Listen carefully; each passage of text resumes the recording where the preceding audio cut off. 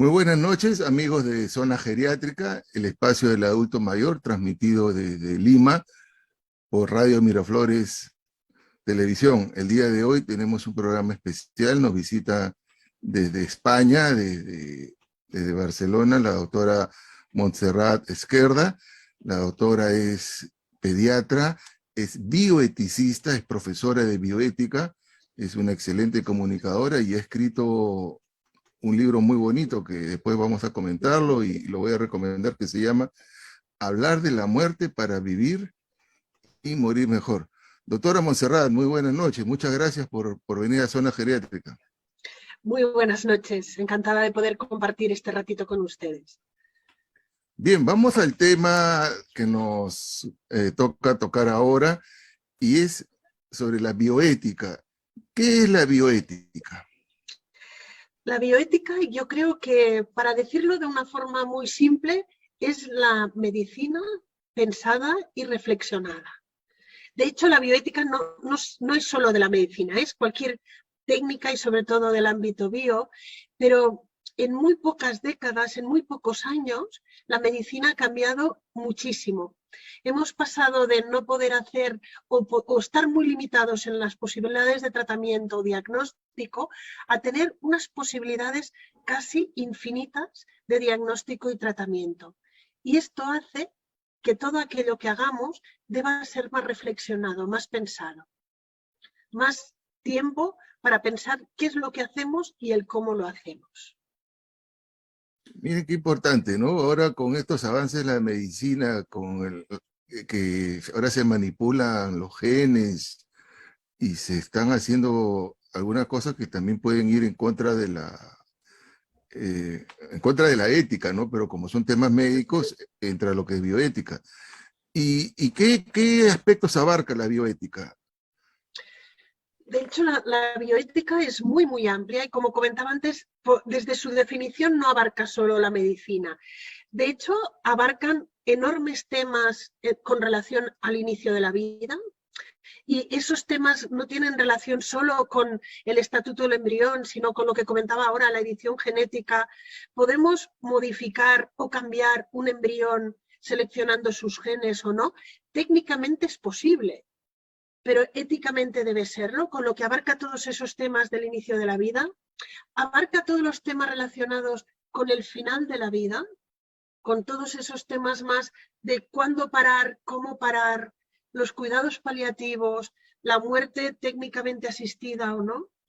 Y entre medio hay muchísimos temas adyacentes, vinculados también a la reproducción humana, los vientres de alquiler, todos los temas vinculados con la investigación, cómo y cuándo se puede investigar con seres humanos y con personas, todos los temas vinculados con la genética, qué se puede modificar de una persona o no, los vinculados con la autonomía, toda la eclosión que hemos tenido del modelo centrado en la persona y la participación de los pacientes en las tomas de decisiones. Pero incluso más allá de toda esta amplitud de temas médicos, están lo que yo diría que ahora se ha puesto de moda con la OMS, que lo llama One Health, una salud, que es la salud planetaria. Es decir, ligando un poco lo que es la salud humana con la salud de nuestro planeta. Y la bioética desde el inicio estaba también ahí, con todos los temas de ética medioambiental. Muy amplio, ¿eh? Sí. No, sí, vemos que sí, pero es muy interesante. ¿Solo los médicos pueden estudiar bioética o cualquier otra profesión o alguna relación que tiene que ver con medicina? Lo que yo diría que es bonito del ámbito de la bioética, que se da en muy pocos otros ámbitos del saber, es que se combinan diferentes disciplinas. Con lo que con el ámbito de la bioética podemos encontrarnos médicos, enfermeros, trabajadores sociales, cualquier profesional sanitario, pero también filósofos, sociólogos, antropólogos o juristas. Y es de los pocos espacios donde entramos en diálogo personas con formaciones muy diferentes. Hay pocos espacios, cuando miramos nuestras sociedades, hay pocos espacios de diálogo. Y la bioética, básicamente, por Habermas, se construye con esa bioética dialógica a través de sumar diferentes miradas hacia un mismo problema o conflicto. Y sumando esas miradas, cuanto más diferentes mejor, podremos mejor llegar a buenas soluciones. Y qué interesante, ¿no? Sentarse alrededor de una mesa, filósofos, médicos, incluso religiosos, ¿no? También pueden entrar a la De mesa. hecho, la bioética nace muy vinculada a la teología. El segundo gran centro de bioética, el primero fue el Hastings Center, pero el segundo gran centro fue el Kennedy Institute de Bioética en Georgetown, y allí participaron muchos teólogos. Sí, porque la teología tiene también una voz, evidentemente, en esta pluralidad de miradas. Ahora, a veces confundimos la ética con la bioética y otro concepto que es la moral, ¿no? ¿Cuál sería la diferencia entre ética y moral? ¿O cuáles son los límites de cada uno? Sí. Yo utilizo mucho la descripción que realizó un gran filósofo español, Aranguren, no sé si es muy conocido aquí, pero Aranguren diferenció un poco entre moral y ética. Etimológicamente, moral proviene del latín y ética proviene del griego y vendrían a ser lo mismo. Pero actualmente, al diferenciarlas, normalmente hablamos que la moral vendría a ser esa mochila que llevamos todos de valores que nos viene desde nuestra formación, desde nuestra familia, desde nuestra sociedad, que nos hace juzgar cualquier acción como buena o mala. Todos tenemos nuestra moral. La ética es la reflexión crítica y racional sobre la moral. Es decir, que todos tenemos acciones morales y esas acciones vienen dadas por nuestro bagaje, pero esas acciones pasadas por la racionalidad, el diálogo y la crítica son las acciones éticas. Por eso Aranguren hablaba de la moral pensada, la ética como esa moral pensada, reflexionada, que muchas veces puede coincidir y la respuesta moral puede ser la misma que la ética, pero ya ha pasado ese filtro de raciocinio. Interesante. Ahora, usted ha mencionado pues, que hay muchos campos que tienen que ver con la genética, el medio ambiente, trasplantes, abortos, no abortos, en fin. Pero como este programa es básicamente dirigido a temas de adulto mayor, y yo en la verdad tengo cero experiencia en genética o en cosas más que no me corresponden y no las toco, pero sí tocamos mucho a veces sobre espacios sobre el final de la vida. Usted tiene un libro muy, muy interesante, muy bonito, que nos habla sobre hablar de la muerte para vivir y morir mejor, ¿no? Qué interesante, para vivir y morir, o sea, porque a veces, y una de las cosas que yo reflexioné en su libro es de que a pesar de los avances y las tecnologías que hemos visto, ¿no? Y no solo eso, sino hay avances a todo nivel en computación, y prácticamente muchos tabúes han venido abajo. Hoy día se habla de temas sobre sexo, aborto, drogas, temas religiosos que antes no se podían ni siquiera mencionar, pero hay un tema que todavía sigue siendo un tabú a pesar que ya estamos en el año 22, y es la muerte. ¿Por qué la muerte sigue siendo un tabú? Yo creo que es más un tabú ahora que antes la muerte. Lo Ah, digo porque qué sí, interesante. Sí, sí, sí. Al menos la sociedad que conozco, que es nuestra sociedad, la española en cierta manera, y la comparo con mi infantez. En mi infantez la cercanía a la muerte, al menos soy de un pueblo muy pequeño, se velaba a los muertos en casa. Sí, no sé si ustedes lo realizan, pero es el velar a la persona que ha fallecido, es que durante 24 horas o incluso toda la noche acudían amigos, familiares, a acompañar a esa familia en ese proceso, y los niños estaban presentes. Pero esto, que es una imagen que aún tengo guardada de mi infancia, en varias décadas ha desaparecido. Con lo que yo diría que la muerte es un neotabú.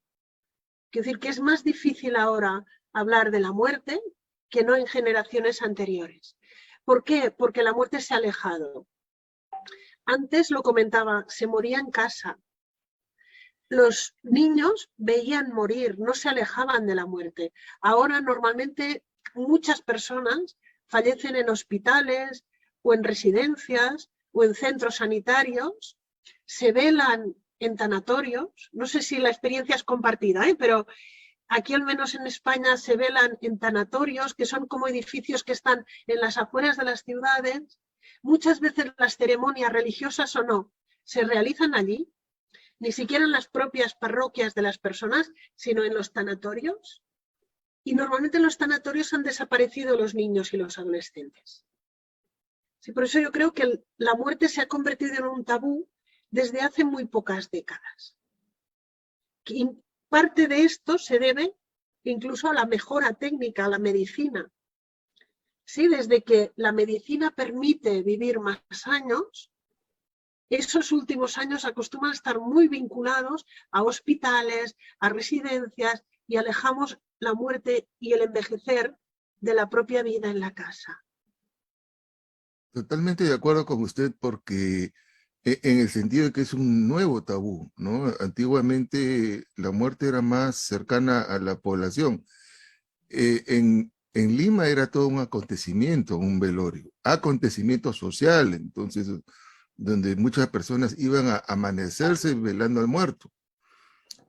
En España no sé si es igual, pero tenemos la misma cultura. Nosotros somos hispanohablantes y tenemos la misma cultura. Pero, por ejemplo, en las provincias del Perú, en nuestra sierra, donde hay una simbiosis de la parte incaica y la parte española, los entierros y estas ceremonias podían durar hasta una semana.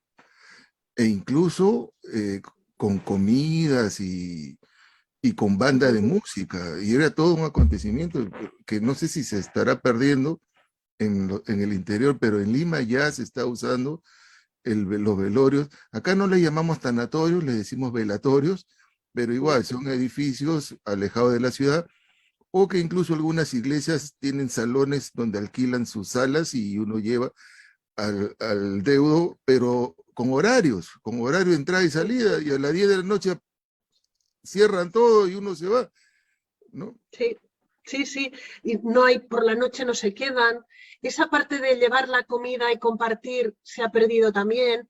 Incluso, lo comento, estuve hace poco en un entierro, era un entierro de cuerpo presente y católico, pero que había una cinta transportadora por detrás del celebrante, con lo que el ataúd salió de allí y volvió a entrar. Y prácticamente no lo vimos. Es decir, puedes ir a un entierro de cuerpo presente sin ver un ataúd. No, quiero decir, si uno se fijaba, estaba por detrás de los celebrantes y era como una de estas cintas, como en los aeropuertos, y el ataúd entraba y salía. Y uno podía estar en ese entierro y ni siquiera ver esa imagen de la caja, ni siquiera verla. Este es un fenómeno, yo diría, muy reciente. No es, mientras que otros tabús los arrastramos desde antiguo, yo creo que este tabú a la muerte, miedo a la muerte seguramente ha habido siempre. Pero yo creo que se ha añadido ese miedo a la muerte, el miedo a morir de una forma determinada. A morir en un hospital, lejos de los tuyos, lleno de tubos. ¿Sí? Sí, y acá también se está dando eso. Y otra cosa que usted comenta en su libro, y yo lo veo en mi práctica profesional, por lo que yo soy geriatra y soy profesor de geriatría y trabajo con muchos adultos mayores de muy avanzada edad, es la decisión de los hijos de forma unilateral de tomar decisiones de sus padres, sin consultarles o sin haber preguntado qué es lo que ellos querían, ¿no? ¿Qué opina usted o qué comenta sobre decirle la verdad a un adulto mayor sobre su diagnóstico y sobre lo que tiene que hacer? De hecho, yo creo que la verdad, muchas veces los adjetivos nos ayudan a modular o a entender los conceptos. Y hay un concepto muy bonito que es la verdad soportable. La verdad soportable es aquella verdad que queremos saber y que somos capaces de asumir. Lo digo porque venimos de una tradición, al menos nosotros la llamamos muy mediterránea, en que la familia lo ha gestionado todo. Es la familia quien han tenido, en cierta manera, el acúmulo de la información y es la familia el quien modula la que puede recibir el paciente o la persona. Pero yo creo que no creo que hoy en día esta sea una buena respuesta, pero tampoco es una buena respuesta a la tradición anglosajona de decirlo todo y de golpe. Si usted tiene un cáncer y se va a morir en 3 meses. Para mí es tan poco ético uno como lo otro. Por eso entre medio es ese concepto de la verdad soportable, que es aquella verdad que uno quiera conocer. Hay muchas personas que no quieren conocer, que no quieren saber. Esa verdad soportable es qué es lo que uno quiere saber, irlo asumiendo de forma que lo entienda.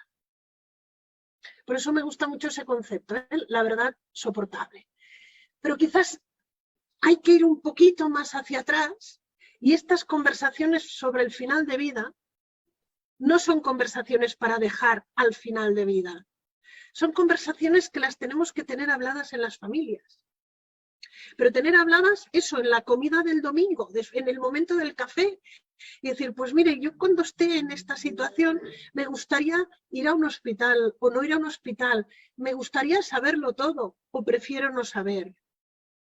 Me gustaría, son conversaciones que en las familias deberíamos tenerlas realizadas.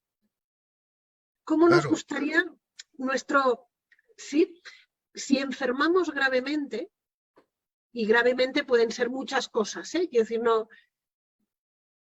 ¿cómo nos gustaría, hasta dónde nos gustaría llegar? Yo creo que sí, es importantísimo un almuerzo dominical conversar esto como quien conversa sobre un tema de fútbol y tomar apunte, ¿no? Para que cuando llegue el momento tener claro qué quería papá o qué quería mamá. Eso es fundamental. Y de hecho, si empezamos la conversación cuando no hay que tomar decisiones difíciles, quiero decir, si esto lo empezamos a hablar a cualquier edad, no es ya cuando uno sea un adulto mayor, pero si esto lo empezamos a hablar cuando no hay que tomar decisiones trágicas o decisiones complicadas, a la que habramos empezado la conversación, será más fácil seguirla.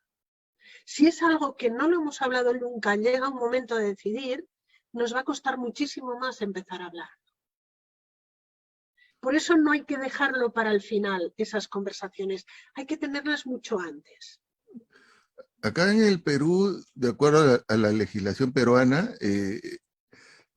la persona tiene derecho a saber.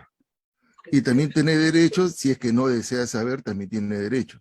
Pero lo que no contempla la legislación peruana es el concepto del testamento vital, que tengo entendido ustedes lo tienen ya documentado. ¿Nos podría dar un alcance sobre este concepto que es el testamento vital? Sí. De hecho, no es un concepto solo para final de vida. Lo llamamos documento de voluntades anticipadas y, por ejemplo, sirve también para enfermos mentales. Saben que los enfermos mentales muchas veces funcionan como en fases y hay fases en que uno no puede decidir porque está delirante, porque oye voces y puede también dejar escrito qué decisiones le gustaría tomar en ese momento. Es decir, no es solo para final de vida, y es un documento en el que uno, en cierta manera, deja escrito cuáles serían sus valores y preferencias. Fíjense que normalmente es un documento que no es un documento en el que se ponga quiero que se me haga absolutamente todo, sino que normalmente es un documento en que las personas van diciendo qué es lo que no les gustaría que les hiciera. Pues si estoy en cierta situación, no me gustaría ya entrar en una UCI, en una UTI, o si estoy en determinada situación, no quiero ya que sigan con un tratamiento activo. Normalmente es un documento destinado a no hacer más.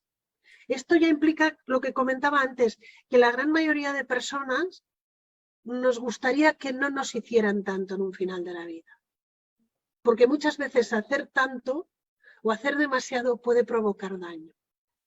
No, sí, el otro día fui a visitar a un paciente a su domicilio, le había dado un infarto cerebral, no, una hemorragia cerebral, y al final lo operaron, lo dejaron con una traqueostomía, con una sonda en la nariz, un hueco en el cerebro, y lo dejaron peor que como ingresó, o sea, y los hijos dijeron que el papá no quería, pero que prácticamente le impusieron la firma de la autorización. Y es que todavía por acá, por este lado del mundo, no tenemos claro este concepto de las voluntades anticipadas. Usted mencionó hace un rato un concepto sobre la medicina personalizada o la medicina Personal, centrada en la persona. centrada en la Sí, persona. ¿Qué sí. viene a ser eso? Sí, yo creo que es uno de los mejores conceptos que tenemos hoy en día, porque hablamos mucho de la autonomía de las personas, pero autonomía de las personas es muy difícil de aterrizar. Centrada en la persona es que intentamos unir la medicina más basada en la evidencia, la más científica, con los valores y preferencias de las personas. Por eso muchas veces es importante, siempre lo comento, es que debemos conocer a las personas que tratamos, porque si no, no conoceremos sus valores. Sí, hay que hacer historias clínicas, pero hay que enseñar también a los estudiantes de medicina a hacer historias de valores de las personas.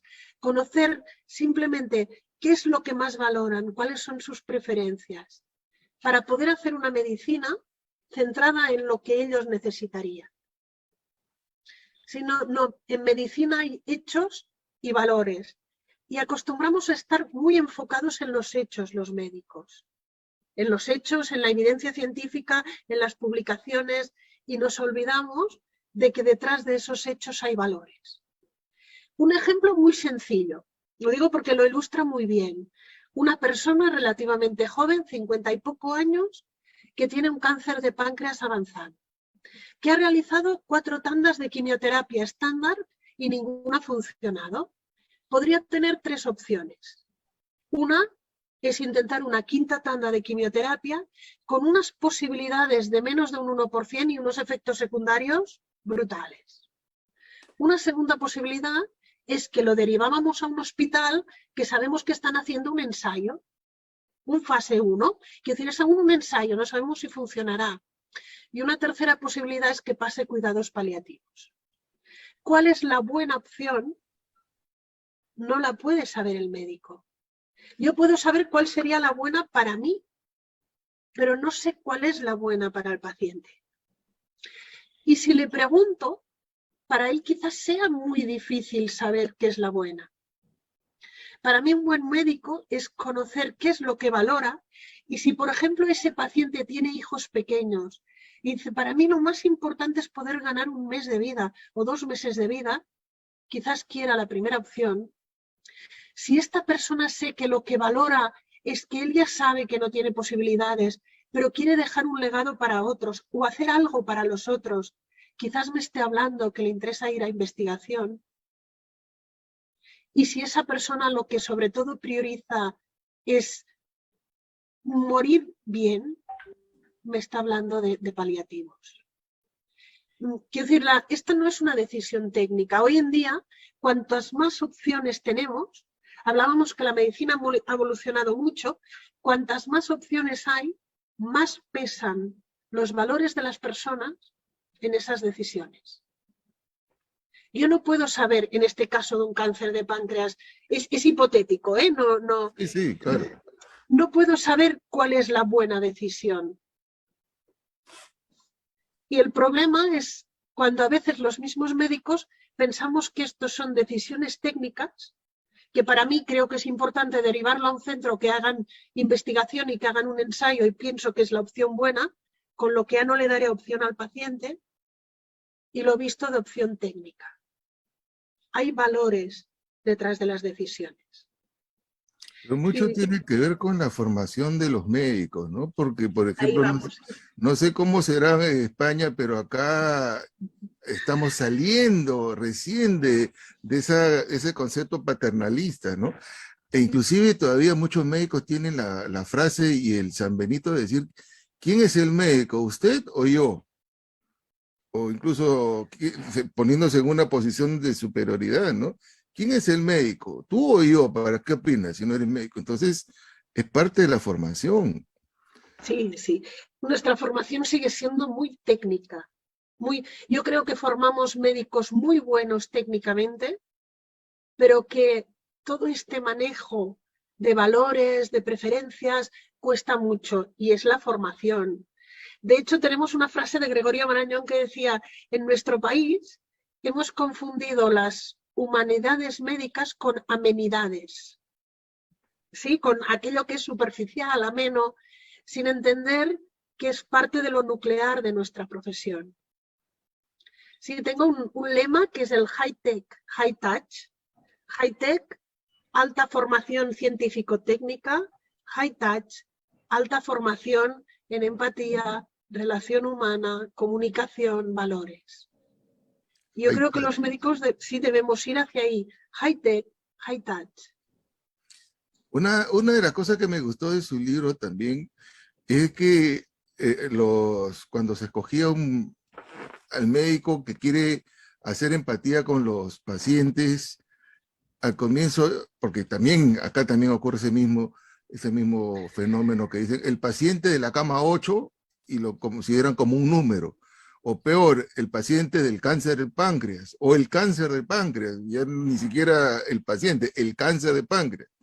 Entonces, eso está mal y nos enseñaron. Eso sí lo alcancé. No se dice, si es el señor y si puedes aprenderte el nombre del paciente, el señor Pérez, el señor González. Pero a mí me impactó de su libro cuando el médico que conoce el nombre del perro del paciente. ¡Qué bonito! Sí, esto es un New England, quiere decir, eso es un articulillo del New England Journal of Medicine, quiere decir que es uno de estos Santa Santorum de la medicina científica. Sí, el New England Journal lo leemos todos.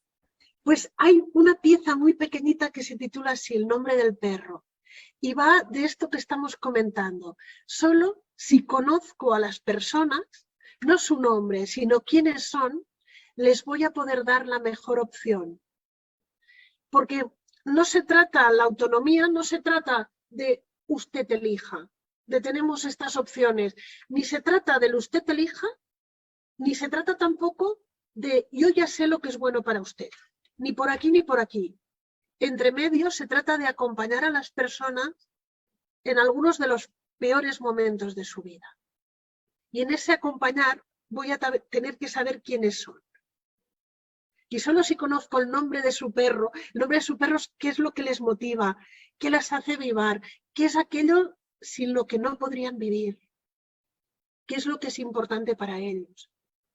Solo así les voy a poder ayudar.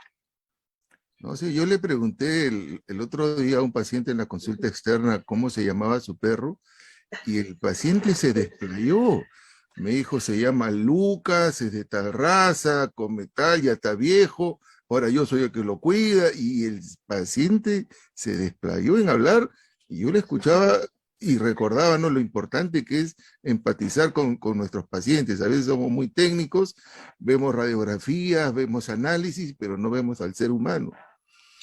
Y el problema es que en una medicina tan técnica, yo lo comento siempre, podemos tener una medicina increíblemente eficaz, pero si la persona no se la toma, el resultado va a ser un 0%. Quiero decir, podemos conseguir una medicina buenísima, algunas pastillas que curen todo, pero si no hay un contexto de confianza y de relación humana y la persona no se toma esa medicina, no estamos haciendo nada. Con lo que yo creo que también la bioética va por ahí, que es intentar volver a esa conexión humana de la medicina, que por el camino de la ciencia y de la técnica la hemos perdido. Que eso no quiere decir que no tengamos que ser buenos médicos, high-tech, bien formados, bien preparados, y high-touch, médicos también humanamente preparados. Ahora, en su libro y también en muchos libros de paliativos hablan de que una de las palabras más importantes en cuidados paliativos es la palabra cuidar y acompañar, acompañar. ¿Qué tan importante es acompañar ya a un enfermo, digamos, donde técnicamente no se puede hacer nada para esta enfermedad terminal, pero humanamente podemos hacer mucho? De hecho, hay un lema en paliativos que sería esto: cuando no hay nada más que hacer, queda muchísimo por hacer. Y es curioso, no sé ustedes, pero por ejemplo aquí en los periódicos, las cartas de agradecimiento de familias en los periódicos, una parte enorme son para cuidados paliativos. Proporcionalmente, por ejemplo, hay muchísimas más cartas de agradecimiento a cuidados paliativos que no personas que han recibido trasplantes o tratamientos médicamente muy... ¿Por qué? Porque se han sentido escuchadas, entendidas y acompañadas como personas. Por eso ese acompañar con panus, compartir pan con el otro, que es la etimología de acompañar, con panus, compartir pan, compartir días, compartir momentos. Y la medicina, donde no pueda llegar la ciencia, que habrá muchos momentos que no va a poder llegar, siempre llegará la presencia humana. Qué importante, ¿no? Acompañar es compartir el pan, ¿no? Y a veces hay palabras que nosotros no sabemos la importancia de la etimología de las palabras. Doctora, y finalmente, porque ya el tiempo nos está ganando y la verdad que tenemos para hablar muchísimas cosas más y de repente ojalá nos permita otra oportunidad, otra entrevista.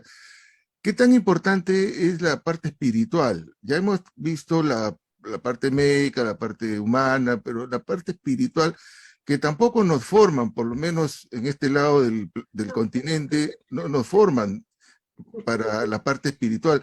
Y es más, ni siquiera en las maestrías, ya son cursos muy puntuales de diplomados en espiritualidad, etcétera, pero ni en la formación de pregrado ni en las maestrías nos tocamos el tema de la espiritualidad. ¿Es importante? Sí, Laín Entralgo, otro de los grandes médicos españoles, comentaba que momentos que nos cambien quiénes son, se pueden contar con los dedos de una mano. Pensamos pues el nacimiento de alguno de nuestros hijos, nuestra opción por una profesión, una enfermedad grave propia, la enfermedad grave de un familiar, la muerte de un familiar, y pocas cositas más nos cambian. Estos momentos son momentos no solo biológicos, sino biográficos. Y la mitad de estos momentos están en el ámbito sanitario. Y los momentos biográficos son aquellos en los que la espiritualidad aflora. Porque la pregunta no es solo el qué ha pasado, sino el por qué ha pasado. La pregunta del por qué, que nos remite a todo este ámbito espiritual, de sentido, de significado, hay momentos que afloran. Y en final de vida hay momentos que la espiritualidad casi se puede tocar. Y yo creo que Illich hablaba de la dimensión perdida, la dimensión espiritual. Yo diría que si no somos capaces de reconocerla, tampoco seremos capaces de darle respuesta. Y muchas veces es simplemente entender que está allí, reconocerla, cogerla y a veces buscar quien nos pueda orientar en este ámbito hacia donde no llegamos. Pero es fundamental también formación en esta parte.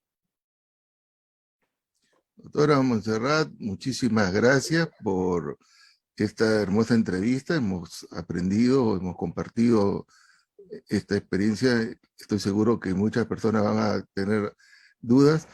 Si alguna persona que nos está viendo y escuchando desea seguirla, tiene alguna red social o algún medio donde se lo puede encontrar.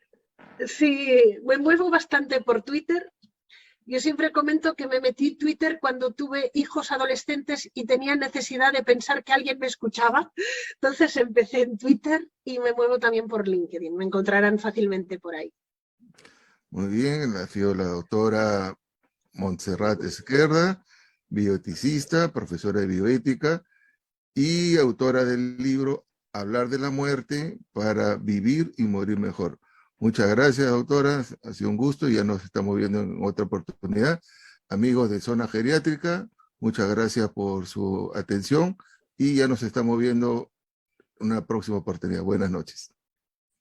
Buenas noches.